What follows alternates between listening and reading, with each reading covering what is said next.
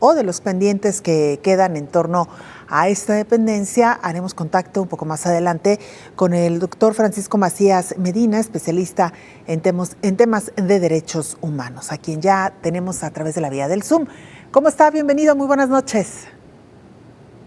Buenas noches, Belén. Buenas noches al público del Canal 44. Muy buenas noches. Gracias por acompañarnos. Le decíamos a la audiencia que se cumple este primer año con la titular de este organismo al frente de esta dependencia, y yo quisiera en una primera reflexión y en términos generales, ¿qué observaciones hacer en torno a esta primera rendición de cuentas?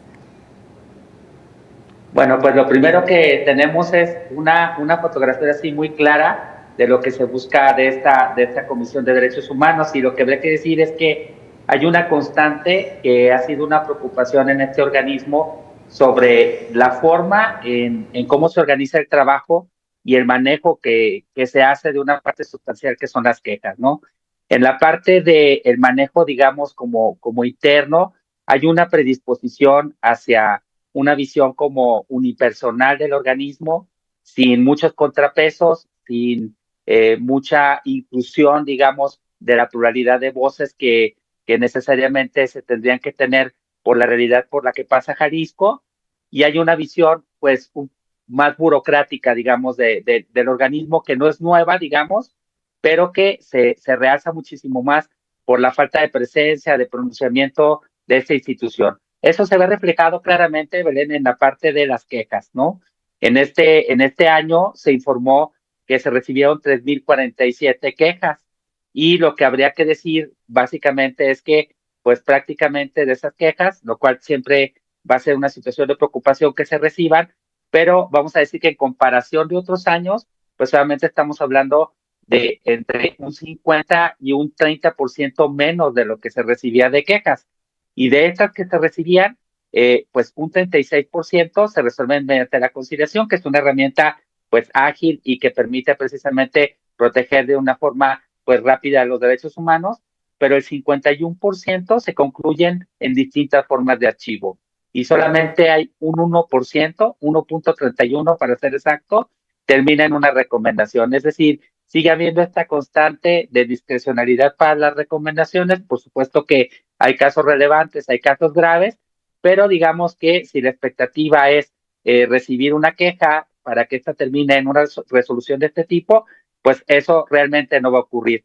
En muy pocos casos va a haber conciliación, y en una gran mayoría de los casos estas quejas son desechadas, incluso hasta por falta de interés según referían. Entonces, digamos que en una fotografía como un poco amplia, pues digamos que hay una constante en este organismo de una visión, pues, pues que ha permanecido sobre una falta de énfasis hacia el trabajo, una falta de, digamos, de contenido, de fuerza, y lo que hay que decir es que ha vuelto como a una normalidad.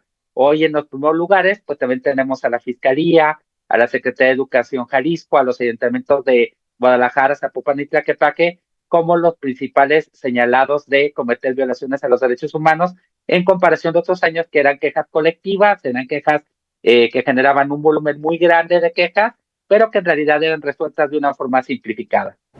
Claro, maestro, nos ha dado una explicación muy clara en cuanto a números, que sin duda alguna es muy importante para entender y valorar el trabajo que se ha hecho, pero ¿qué pasa, digamos, con los contenidos? Porque recuerdo en otras administraciones que se señalaba particularmente a grupos que al parecer no estaban siendo tomados en cuenta, y me refiero a minorías, a grupos vulnerables. Con este primer año, ¿qué vemos en esta tendencia de la actual administración? Bueno, hemos visto que se recuperan algún acercamiento con grupos en situación de vulnerabilidad, pero o con una situación especialmente particular para tramitar lo que son las violaciones, pero a veces no con un énfasis de garantizar derechos. Digamos, hay acercamientos, por ejemplo, con la comunidad LGBTQI+, por ejemplo, pero a final de cuentas para generar, por ejemplo, ciertos folletos informativos, que siempre es muy importante, pero la parte ideal, digamos, donde está el mandato de esta comisión, es en el énfasis del contenido, en el énfasis de la garantía de los derechos, y obviamente de promover, proteger, promover reformas a las legislaciones, promover medidas para evitar que se cometan violaciones, entre otras situaciones, porque sin duda esta comunidad ha sido objeto. A final de cuentas hay énfasis en personas adultas mayores, en niñez, en otros grupos, y obviamente ahí hay como una cierta visión un poco más asistencial que garantista de derechos. Es decir, sí ha habido como acercamiento a ciertas agendas, pero sigue estando muy contagiada esta visión pues unipersonal, en vez de generar pues una agenda desde las distintas situaciones en donde se están viendo como situaciones emergentes que requieren de ser o protegidas o defendidas. Buenas noches, Paco. ¿No te ha parecido esta Comisión Estatal de Derechos Humanos, específicamente hablando, un poco tibia en cuanto al tema del posicionamiento y más, desde mi punto de vista, y corrígeme si estoy equivocado, me parece más una oficina burocrática que una oficina que realmente esté defendiendo los derechos humanos aquí en Jalisco? Buenas noches, Víctor. Sí, fíjate que precisamente yo por eso hablaba un poco en lo que escribía como un poco de sentido y de contenido de la comisión, porque en realidad han ocurrido bastantes sucesos. Pongo ejemplos muy claros, por ejemplo, el quitado de las fichas del colectivo de Luz y Esperanza, por ejemplo, que es muy cotidiano en los municipios, y a final de cuentas no hay un pronunciamiento, no hay una medida clara, contundente para con mucha claridad decir que eso es un acto que está protegido porque es una protesta. Acuérdense que hay una libertad de la protesta social y que a final de cuentas los ayuntamientos tienen que respetar esa situación. No ha existido un llamamiento o, por ejemplo, situaciones derivadas de la inseguridad y de la emergencia que estamos padeciendo, por ejemplo, los desplazamientos forzados en el sur o, por ejemplo, en los altos de Jalisco de ciertas comunidades, en donde tampoco ha existido ningún llamamiento y donde pues un papel importante de un ombudsperson es precisamente el llamamiento, es precisamente el llamar al diálogo, a la negociación, entre otras cosas, ¿no? Seguimiento también al tema de desaparición forzada de estudiantes y de manifestantes por parte de la Fiscalía Estatal del Estado de Jalisco. Y hago hincapié en esto, Paco, porque lo hemos platicado en muchísimas ocasiones. Veníamos de una administración como la de Álvarez y Brián, que también dejó muchísimo que desear, y al principio pues parecía que iba a haber realmente un cambio.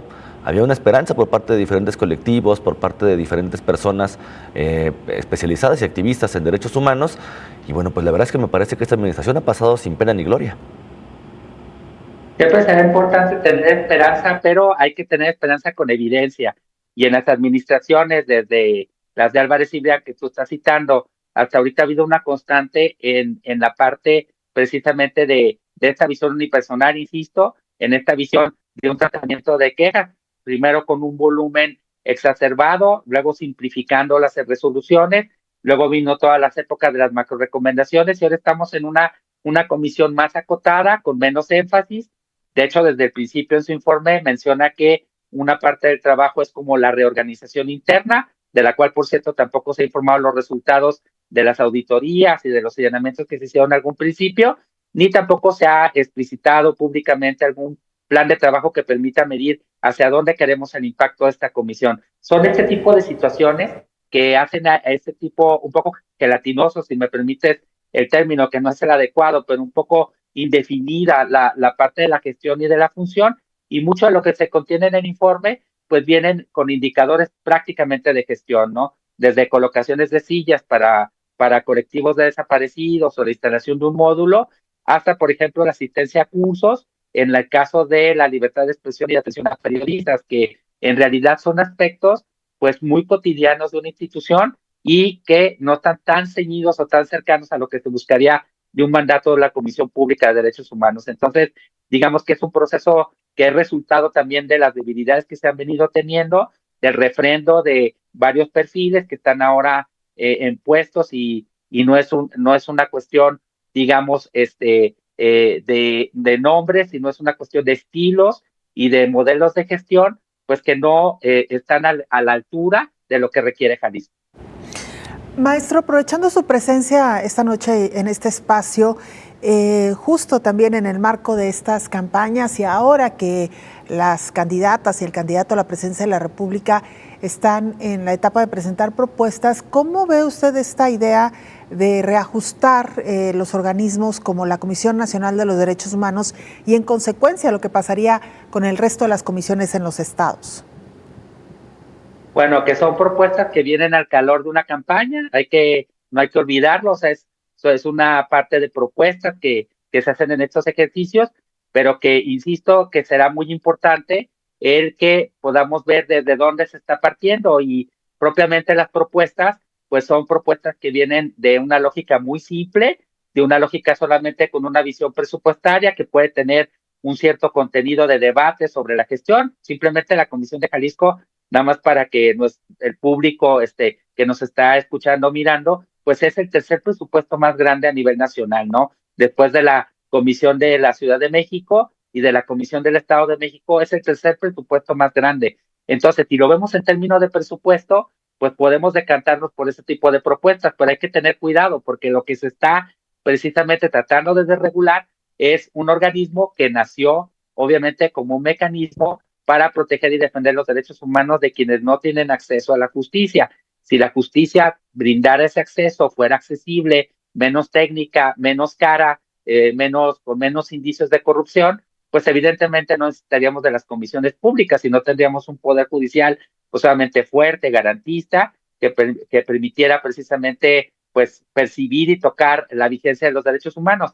Lamentablemente, como no es así, surgieron estas comisiones, pero con el paso del tiempo se han burocratizado, se han vuelto lentas, se han vuelto un poco ponerse en una especie de stand-by, como decía ahorita Víctor, en donde cuesta mucho trabajo pronunciarse, porque tiene que ver con la falta de autonomía e independencia que las cubre hacia adentro y que pues ralentiza un poco el cumplimiento del mandato, ¿no? Entonces estas propuestas pues en realidad minarían más la situación de derechos porque no estamos creando otro tipo de mecanismos en ningún nivel de gobierno ni en ninguna instancia para precisamente atender esta obligación, que hay que decirlo, corresponde a obligaciones también a nivel internacional. No es tan sencillo por decreto hacer las cosas, aunque pareciera ahora con tantos gobernantes que funcionan por decretazos, pero en realidad estamos hablando de situaciones que tienen B de vuelta de responsabilidad incluso internacional.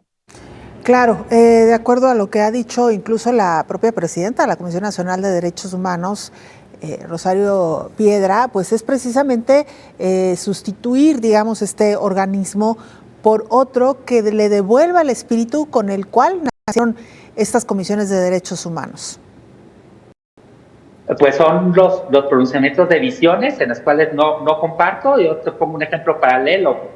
En Colombia, por ejemplo, cuando han pasado por toda esta situación de violencia, han reformado la justicia hasta establecer una jurisdicción especializada de paz con un enfoque de justicia transicional, es decir, con componentes de verdad y justicia, de reparación, de visión de víctimas, pero además de restauración de las situaciones. O sea, es decir, haciendo una justicia compleja en las graves violaciones y en los graves delitos que se cometieron durante décadas en las violencias que tuvo Colombia, pero se animaron a reestructurar lo que ya tenía en una especie de marcha doble, ¿no? Y no en una especie donde queremos ponerlas en pausas con fines que son ajenos, para no decir pues claramente que son partidistas y que ya están muy contagiadas algunas de sus comisiones de este tipo de cosas, y que dejan de lado los rostros de las personas, de los grupos y de las situaciones a las cuales se debe su mandato.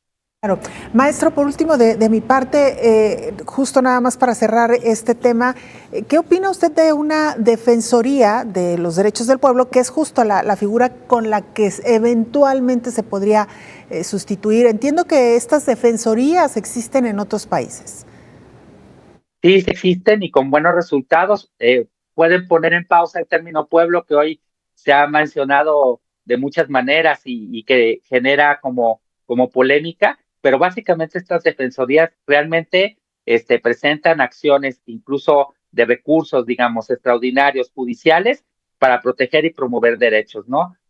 Casos concretos como el que tenemos de el agua sin las condiciones de norma que tiene CIAPA, por ejemplo, han sido asuntos que han sido manejados y litigados de alguna manera por defensores del pueblo en algunos otros países de Centro y Sudamérica, en donde incluso el Estado ha tenido que hacer inversiones, ha tenido que hacer reparaciones para garantizar, por ejemplo, el derecho al agua y la caridad, ¿no? O, por ejemplo, costos en salud, ahora que tenemos graves carencias de medicamentos en cuanto al cáncer, en estas agendas, porque estamos viendo que son situaciones de vida para muchas personas, y niñez también, pues son cosas que en realidad las defensoras del pueblo en Centro y Sudamérica practican, no solo hacen recomendaciones, sino ejercen esta parte de recursos para precisamente amparar a las personas, ¿no? Pero como vemos, esta evolución requiere también un poder judicial claro, transparente, ¿no? Que tenga estas condiciones de no estar politizado y sobre todo, pues solamente organismos que rindan cuentas. Este ejercicio que estamos viendo, pues en realidad es un informe de actividades, no precisamente un ejercicio total de rendición de cuentas que hace falta. Claro. Pues maestro, le agradecemos su generosidad en cuanto al tiempo que nos comparte y por supuesto su análisis. Gracias por acompañarnos esta noche. Muchas gracias, Belén, muchas gracias, Víctor. Un gusto saludarles. Buenas noches. Gracias por la oportunidad. Gracias. Es el maestro Francisco Macías Medina, especialista en temas de derechos humanos.